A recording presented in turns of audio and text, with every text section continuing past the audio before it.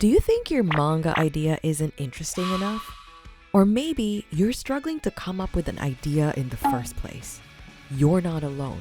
We've met hundreds of aspiring mangakas who love to draw, love to read manga, but freeze up when it's time to start their own story. Here's the truth. Most pros didn't start off thinking their stories would blow up. They started with something small, something that sparked joy or curiosity. If you've been stuck thinking, what story should I even tell? Then you're in the right place. Today, we'll show you 3 simple ways to generate manga ideas that actually make you excited to draw.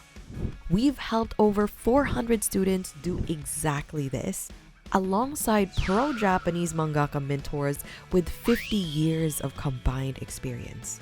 So, stop worrying if your idea is good enough and just focus on getting started. Before you start brainstorming, pause and ask yourself these 3 important questions. What stories do I love? What do I know really well? Who am I writing this for? These aren't just random prompts. They're the foundation of a story that actually means something to you and your readers. Answer these honestly and you'll unlock ideas that feel personal, exciting, and way easier to commit to. What stories do I love? What kind of manga gets you excited to draw? Is it slow burn romance? Over-the-top action? Maybe psychological thrillers? Whatever it is, that's your starting point. Here's a pro tip. Don't just chase trends. Editors can smell that from a mile away. For example, shonen might be popular, but that doesn't mean you have to become a shonen mangaka. If your heart's not in it, it's gonna show. And that's a disservice to you, your readers, even the editors you're trying to impress. Because what they're really looking for is a creator with a genuine voice. Here's what our mentor, pro manga editor Vivi said. What do editors and publishers look for in a mangaka? We look for a unique strong point. So be real with yourself. What kind of story actually excites you? That's where passion starts. But passion can only take you so far. So next, ask yourself, what do I know really well? It's way easier to write a good manga when you actually know your subject. Want to make a basketball manga but don't know what a free throw is? Then you're already in trouble.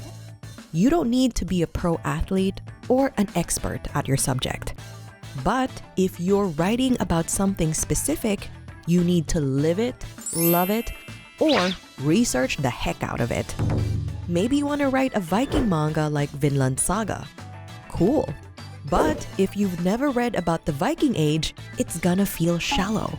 Or maybe you want to make a manga set in a maid cafe like in Maid-sama. But have you ever been to a maid cafe or worked in food service? Maybe you want to set your manga in modern Japan like Kimi ni Todoke. But if you don't understand Japanese school life or culture, it might come off as inauthentic. Here's Vivi's take on that. If you don't have experience, you have never lived in Japan or have experienced those cultural clashes, then you need to research a lot and maybe find other people's testimonies of their differences and use it in your story to be more real.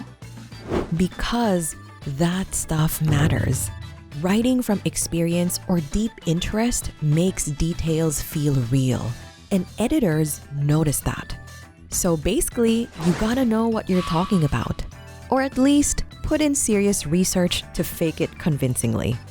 Editors love it when a mangaka plays to their strengths. It shows self-awareness and professionalism. And the last thing you need to ask yourself is, who am I writing this for? This one's huge. And no, the answer is not everyone. If you try to please everybody, you'll end up writing for nobody. So be specific. Is this a shonen manga meant for teen boys who love action, friendship, and growth?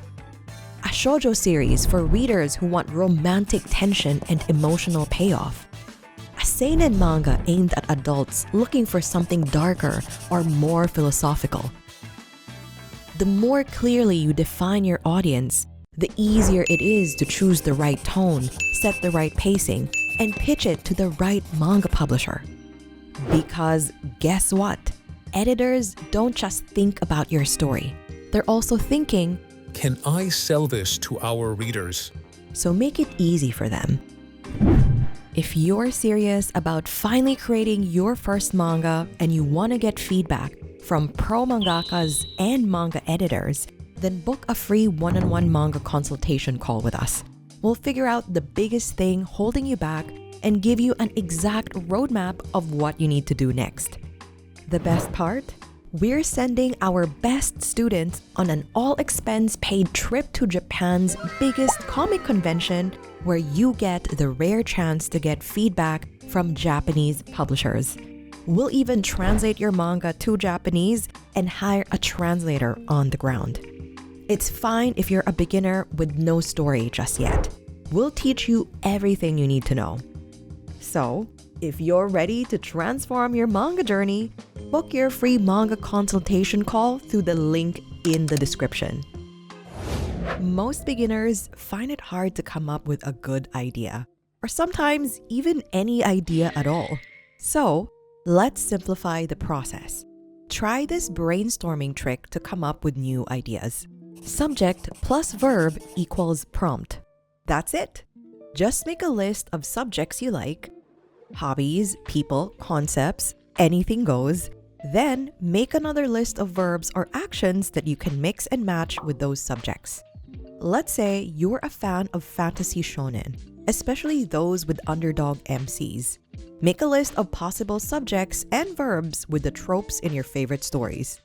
For example, son of a fisherman saves an injured eel. And you can develop that into a son of a fisherman saves an injured eel that turns out to be a dragon in disguise. And he's granted one wish.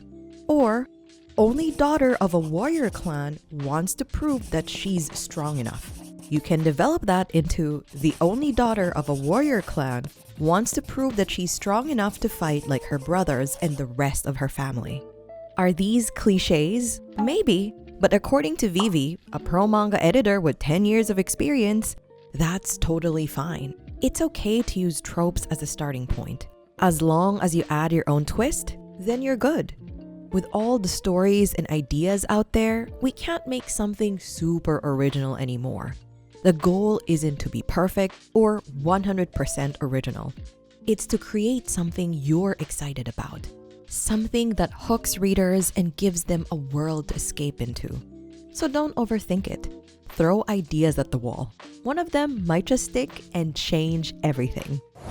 If you want another way of coming up with new ideas, try this. Just fill in the blank to this question.